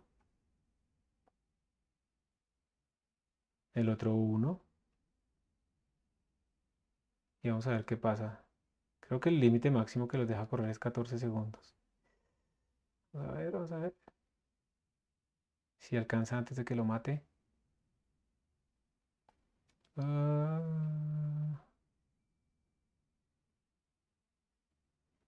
No, parece que no alcanzó, ¿cierto? Mientras ese man sigue ahí procesando, la otra optimización que decían, ¿cuál era? Que esto no tiene que ir hasta n-1, sino hasta n medios. Entonces le vamos a poner menor o igual. Me va a tocar pararlo, miren. Ahí siguió. Entonces voy a parar el kernel. Voy a decir aquí stop. O aquí en runtime le dicen también stop, creo. Uy, Interrupt. pero ahí salió ya. Ah, ya alcanzó a salir. Sí. Alcanzó a salir 48 segundos más o menos. Vamos a ver si con esto que hicimos de pasarlo hasta n medios da bien y además da más rápido. Entonces guardé, compilé y vamos a correr. 0, 1, 1. Y vamos a ver qué nos bota con el otro, si sale más rápido o no. Y alguien por ahí dijo algo de una raíz cuadrada. Alguien dijo que yo tenía no que ir hasta n medios, sino hasta la raíz cuadrada. ¿Por qué será eso? ¿Será que sí es verdad? Porque por cada divisor que sea menor a la raíz cuadrada, el factor por el cual hay que multiplicarlo es mayor a la raíz cuadrada. Pero entonces Exacto. si se llega a la raíz cuadrada, si hay un divisor después, pues ya se había haber encontrado el número que lo multiplica antes, así que no es necesario comprobar dos veces. Exacto. O sea, todos los divisores menores a la raíz cuadrada son los que son más pequeños. Y yo cuando probé con todos esos, ya probé indirectamente con los grandes. Entonces no tengo que ir más allá. Miren que este man sí alcanzó a terminar en 25 segundos. Antes era 48, entonces efectivamente como que sí. Pero ahora miren esta vaina. Prepárense. O sea que la pareja más grande que puede alcanzar una, la multiplicación de un primo sería la raíz cuadrada, ¿no? La raíz cuadrada del número. Y ahí es que lo vamos a comparar. Entonces míralo. STD, SQRT, DN. No tenemos EMAT. Muy bien. Entonces vamos a incluirla.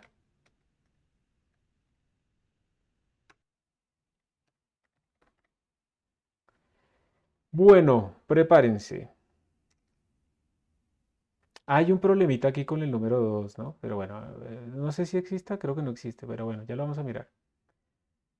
Ahí va. Se demoró 25 segundos la última versión, que iba hasta n medios, y nos dio bien. Vamos a ver ahora. Compiló, listo, y ahora vamos a ejecutar. Ya acabó. Increíble. Ya acabó y dio bien. Esto no es una nueva función ni nada de eso. La pensamos. Lo pensamos y lo pensamos y lo tratamos de mejorar. Básicamente estamos haciendo que el computador no haga trabajo innecesario. Pero es que la cosa es así. Imagínense que ustedes tienen 1.000 millones.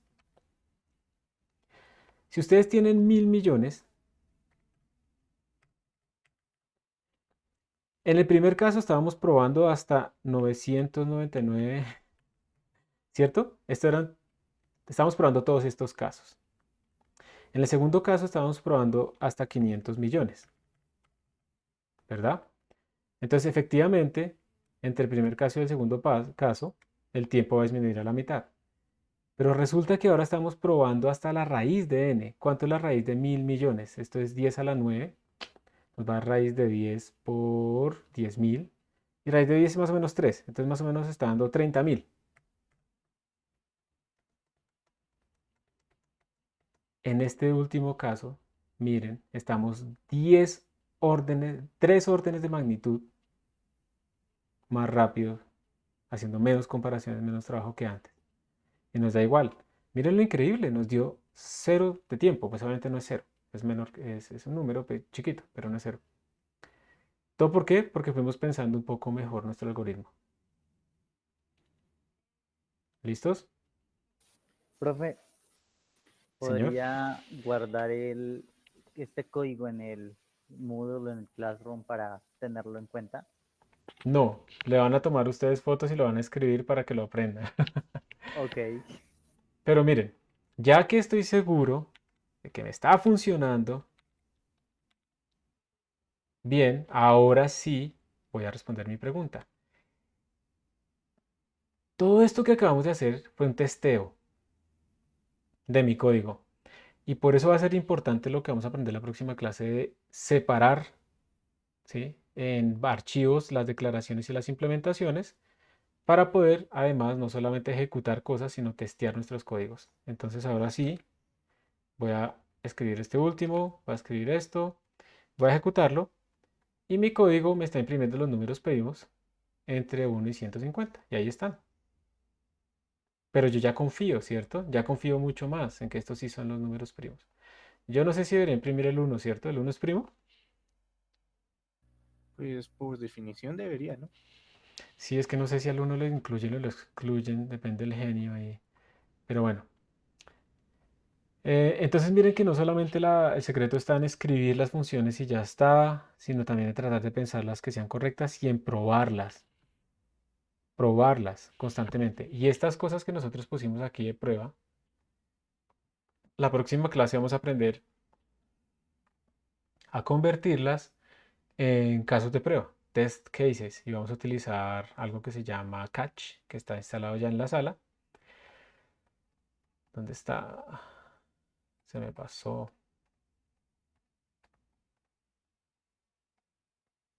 Acá.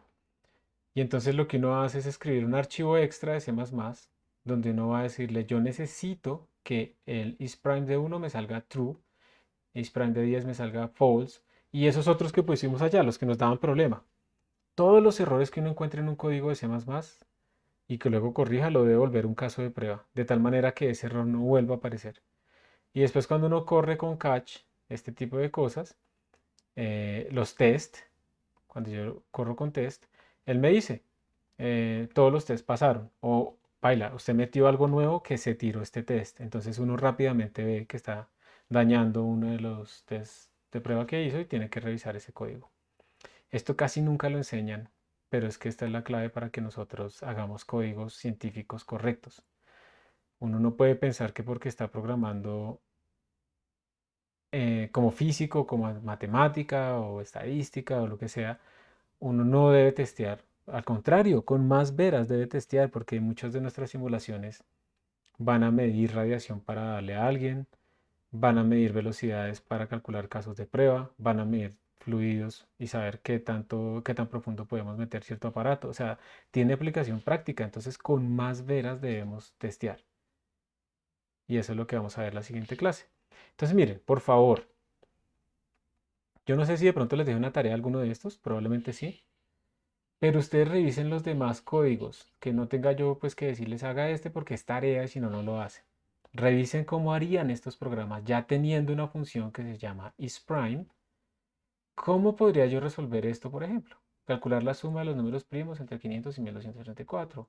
O los primos cercanos, ¿era que me dijeron? O los familiares, yo no me acuerdo qué fue lo que me dijeron. Los cosine primes.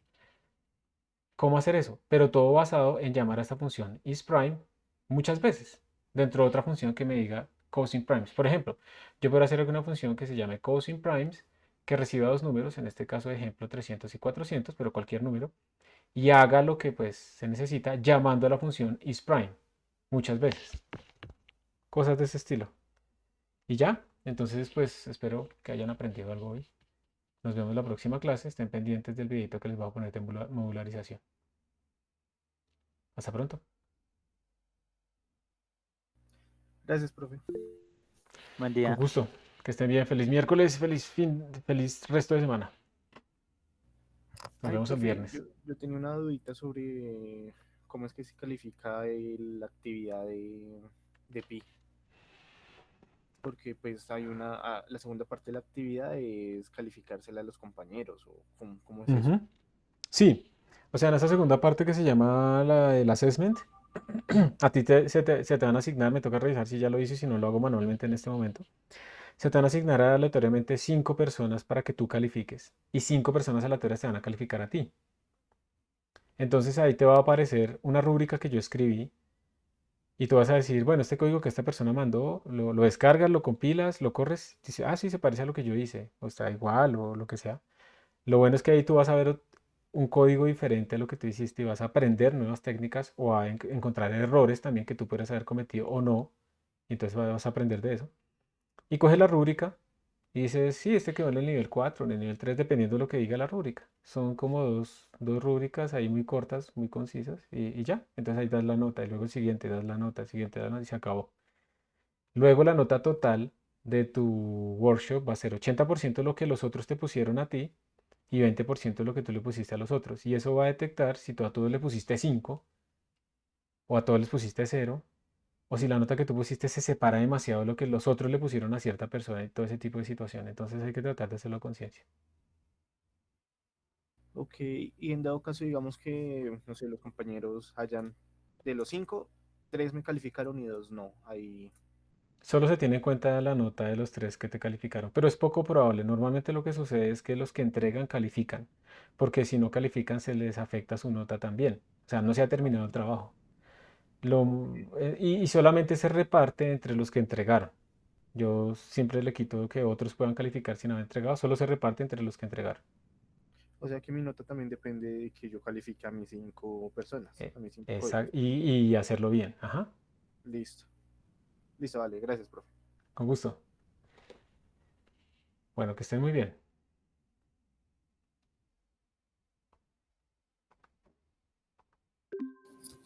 Profe, Sí. profe, qué pena.